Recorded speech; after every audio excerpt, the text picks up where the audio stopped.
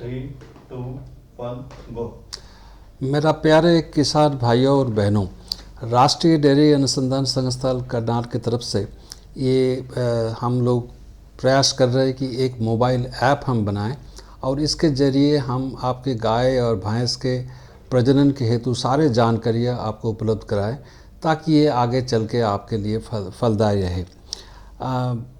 मेरे साथियों, ये आपको जब भी गाय का प्रजनन करते हैं, आपको वैसे पता है कि आर्टिफिशियल इंसेमिनेशन या एआई एक ऐसे टेक्नोलॉजी है जिसको ज़रिए हम जो गाय या भैंस का नस्ल को सुधारने में काफ़ी इसका लाभदायक साबित हो रही है। अभी बात यह है कि जो हम सांडों का चयन करें तो कैसे करें, इसके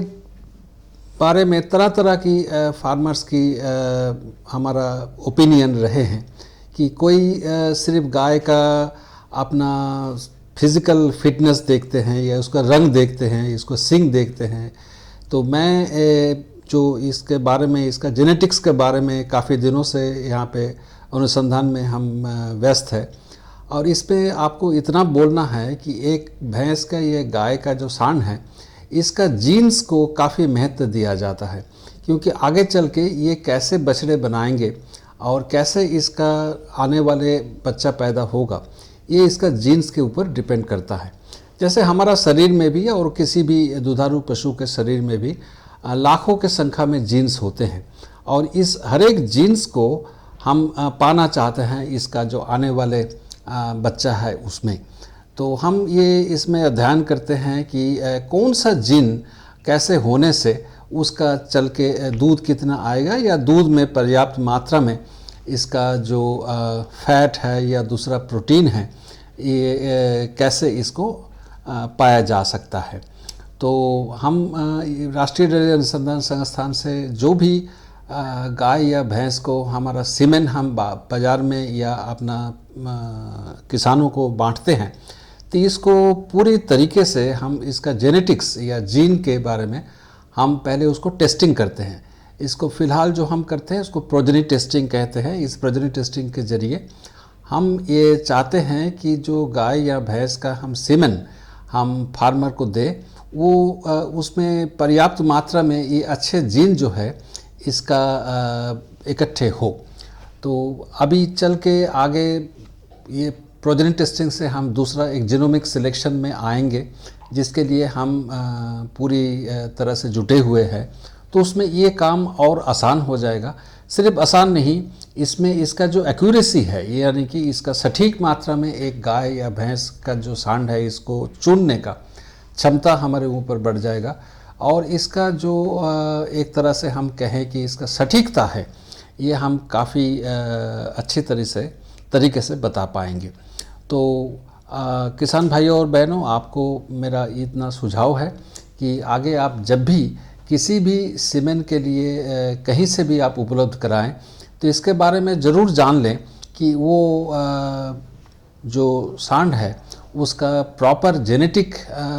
उसका जो टेस्टिंग है ये हुआ है कि नहीं। ये तो गया एक तरह से सिर्फ आपका जो उसका दूध प्रोडक्शन की क्षमता है इसके बारे में बोलना। इसका दूध के अलावा भी गाय या भैंसों में काफ़ी सारे जेनेटिक बीमारियां होती हैं जो हम नहीं चाहते हैं कि उसका आने वाले जो जनरेशन है या जो नए बच्चे पैदा होगा उसमें भी वो आए। इसके लिए भी NDRI में हमारा जो एनिमल बायोटेक्नोलॉजी सेंटर है, इसमें हम काफ़ी सारे सर्विस देते हैं, जहाँ पे हम हर जो बुल है यानी कि सांड है उसको हम जांचते हैं कि क्या इसमें ये बीमारी तो नहीं है। अगर वो जेनेटिक बीमारी, क्योंकि ये इस बीमारी से आपको इमीडिएटली पता तो नहीं लगेगा कि इसको ये बीमारी है, लेकिन वो अंदर के अंदर वो जीन्स, वो ख़राब जीन या वो डिफेक्टिव जीन वो रह जाते हैं। तो फिलहाल हम 5 ऐसे जेनेटिक बीमारी हैं जिसके लिए हम इस टेस्टिंग को करते हैं और NDRI से जो आपको सीमेन मिलता है, सारे जो हमारा सांड है इसमें ये टेस्टिंग तो होता ही है, लेकिन हम बाहर में किसी किसान के पास या किसी और संस्थान के पास ऐसे बुल है जो हमारे हमसे टेस्टिंग करवाना चाहते हैं, इसको हम टेस्टिंग करके उनको देते हैं। फिलहाल आपको पता होगा कि जैसे A1 A2 के बारे में भी काफ़ी चर्चाएं चल रही है। तो हमारा यहाँ पे टेस्टिंग की सुविधा उपलब्ध है, जिसके